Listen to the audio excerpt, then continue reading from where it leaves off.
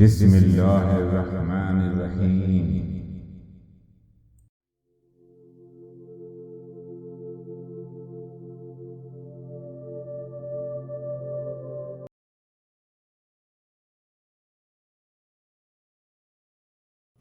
السلام علیکم، میں ہوں روحانی عامل۔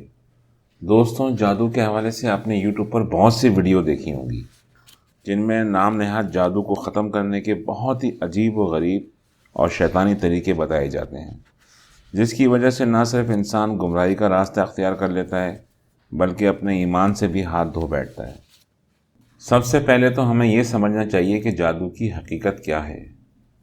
دوستوں، جادو شیطان کی کارستانی کا نام ہے، یعنی انسان کے کسی ایسے گندے، ناپاک اور غلیظ کام سے خوش ہو کر شیطان اس انسان کا کام پلک جھپکتے ہی عارضی طور پر کر دیتا ہے، جس سے جادو کرنے والا اور کروانے والا دونوں بہت خوش ہوتے ہیں، لیکن وہ دونوں بھول جاتے ہیں کہ اللہ نے جادو کا توڑ صرف قرآن کریم میں رکھا ہے۔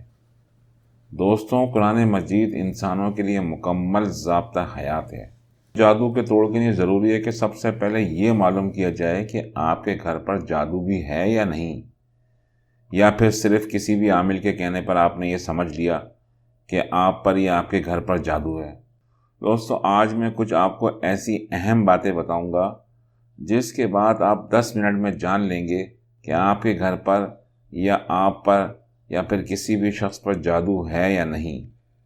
دوستو، توجہ سے سنیے گا۔ اگر آپ نے کسی گھر پر جادو کا پتہ کرنا ہے تو باوضو ہو کر مکان کی کسی بھی دیوار پر دونوں ہاتھ رکھ کر 1 مرتبہ درود شریف، 3 مرتبہ آیت الکرسی اور 1 مرتبہ چاروں کل پڑھ کر تقریباً 1 منٹ کے لیے آنکھیں بند کر لیں۔ اگر دل گھبرانے لگے اور بے چینی محسوس ہو تو سمجھ جائیں کہ اس گھر پر کسی نے جادو کروایا ہے۔ اگر کچھ بھی محسوس نہ ہو تو سمجھ جائیں کہ اس گھر پر جادو نہیں ہے۔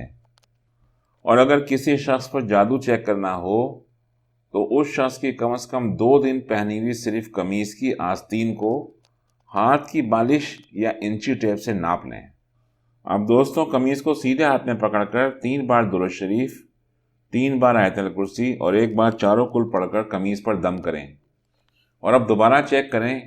اگر آستین کی لمبائی کم یا زیادہ ہو جائے تو سمجھ جائیں کہ اس شخص پر جادو کروایا گیا ہے۔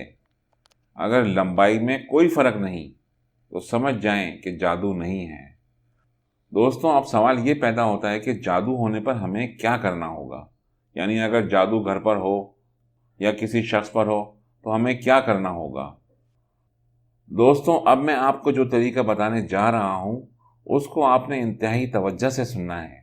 دوستوں، اگر جادو گھر پر ہو تو سب سے پہلے اس گھر کو اچھی طرح صاف ستھرا کر لیں، مطلب گھر کی جھاڑ پونچھ وغیرہ کر لیں۔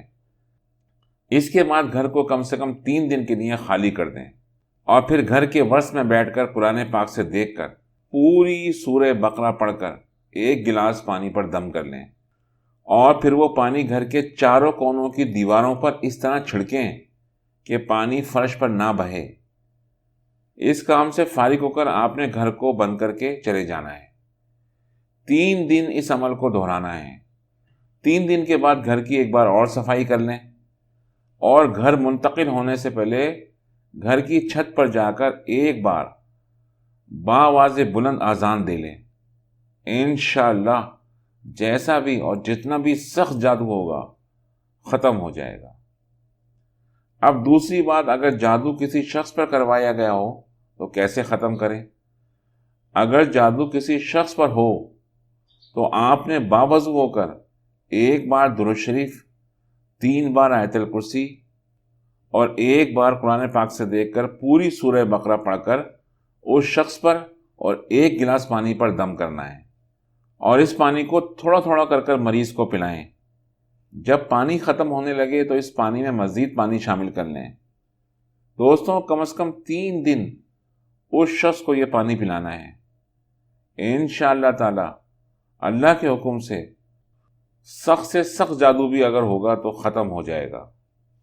دوستوں، جادو کے حوالے سے میری آپ کو یہی نصیحت ہے کہ آپ کسی بھی ایسے عامل کے پاس نہ جائیں جو جادو ختم کرنے کے لیے آپ سے بھاری معاوضہ طلب کرے، اور جادو ختم کرنے کے لیے آپ کو کسی مکروہ اور شیطانی عمل کا حصہ بنائے، ایسے عاملوں کے پاس اپنے ہرگز نہیں جانا۔ دوستوں، میں آپ سے اس دعا کے ساتھ اجازت چاہوں گا کہ اللہ پاک ہم سب کو اپنی حفظ و امان میں رکھے اور ہر قسم کے جادو سے ہماری جان و مال کو محفوظ رکھے۔ آمین ثم آمین۔ فی امان اللہ۔ اللہ حافظ۔